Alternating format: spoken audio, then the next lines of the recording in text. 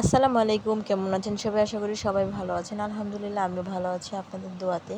আবারও চলে আসলাম একটি ব্লগ ভিডিও নিয়ে। তো আজকের ভিডিওটি হচ্ছে আমরা চলে যাচ্ছিলাম কুরিয়ার অফিসে, মিরপুর 10 সুন্দরবন কুরিয়ার যে অফিসগুলো। তো আমার ভাই হচ্ছে একটা গিটার আনতে চেয়েছিল আর কি। তো এই গিটারটা ইউজ ছিল, বাট অনেক দূরের থেকে আসছিল। গিটারটা বগুড়া থেকে পাঠিয়েছিল আরেকটা ভাইয়া। তো সেইটাকে আজকে রিসিভ করতে যাব। তো ওর হচ্ছে শুধু ও যে কুরিয়ার যে সার্ভিসটা আছে সেটা শুধু বিকাশে দিয়েছিল, আর বাকি টাকাটা ওর কুরিয়ার অফিসে যেয়ে দেন হচ্ছে পে করা লাগছিল।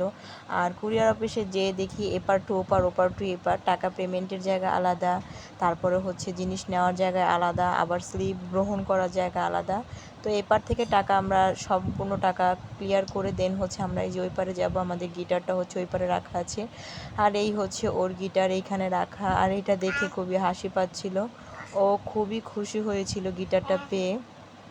তো ও হচ্ছে গিটারের পাগল। এর আগে একটা নতুন গিটার কিনে দেন হচ্ছে ওটাকে সেল দিয়ে দিয়েছিল। পরে আবার হচ্ছে ও এই গিটারটা বগুড়া আর কি বিক্রয়.com নাকি কোন অ্যাপস থেকে দেখেছে, আমি শিওরলি জানি না, বাট ও হচ্ছে গিটারটা ওর খুব পছন্দের গিটার।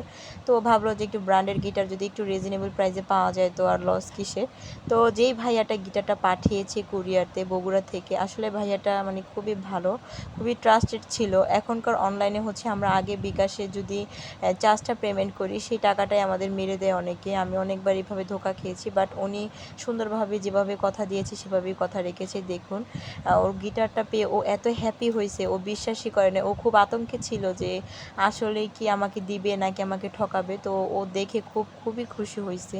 আর এই হচ্ছে ওর গিটার। তো ওর মানে এটা হচ্ছে ও মার্কেট প্রাইসটা একটু বেশি ছিল, তার জন্য হচ্ছে ও সেকেন্ড হ্যান্ড নিয়েছে।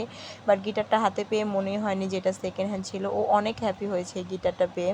বলতেছে আপু আমার আগের গিটারটা পেয়ে আমি হচ্ছে বিক্রি করলাম, কিন্তু এখন যেটা পেয়েছি আসলে আমার লস হয় নাই।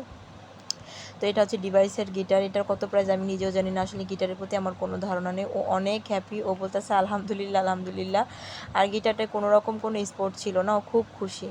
আর তারপর হচ্ছে রাত্রেবেলা চলে যাচ্ছিলাম খেতে। বাবা চলে এসেছিলো ডিউটি থেকে, সে বলছিল চল তোদের আজকে আমি ট্রিট দিই। বাবা প্রায় সময় আমাদেরকে রাত্রেবেলা খাবার খেতে নিয়ে যায়। তো আমরা বললাম যে হ্যাঁ চলো একসাথে খাওয়া দাওয়া করি। চলে গিয়েছিলাম মিরপুর কচুর খেতে। আর এখানে তেহারিটা আমার খুবই ফেভারিট। আর আমি বরাবরের মতোই তেহারিটা অনেক পছন্দ করি। তেহারিটা জানি কেন আমার কাছে কাচ্চির থেকেও খুব ভালো লাগে। কার কার তেহারি পছন্দ অবশ্যই কমেন্টস করে জানাবেন। আর বাবা মা যতদিন বেঁচে আছে ততদিন এভাবেই হয়তো আদরের সন্তানদের ভালোবাসায় আটকে রাখে, যখন যেটা খেতে ইচ্ছে করে খাওয়াই নিয়ে আসে।